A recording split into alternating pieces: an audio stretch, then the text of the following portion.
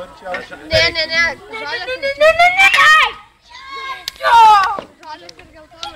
Sostinės krepšinio mokyklos stovykloje aistros liejasi ne tik aikštelėje. Šį vakarą žaidimų vakaras ir čia vyksta petankės turnyras. Tai kaip matote, ridena kamuoliukus. Sostinės krepšinio mokyklos auklėtiniai kartu su treneriais.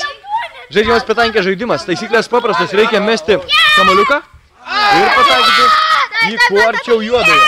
Kas pataiko arčiausiai, tas surenka daugiausiai taškų. Žaidžiamo komandose iš viso 8 žmonės. Ir paskutinis Mato Reklaičio metimas. O, kamuoliukas skrieja artyn ir pergalę švenčia geltonų komanda.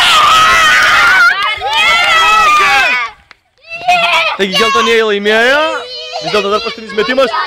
Ir žalias dar arčiau. Taigi žaliai triumfuoja.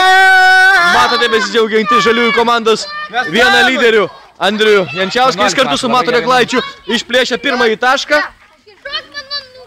Ir rezultatai dabar tokie. Paulius Šermukšlio komanda turi 2 taškus. Ugnius Urbanas turi 2 taškus. Andrius Jančiauskas taip pat tik 1 tašką. O pralaimėjusi komanda, visos pralaimėjusios komandos, išskyrus lyderius, darys po 20 atsispaudimų. Štai kokie intriguojantys mūšiai verda mūsų stovykloje.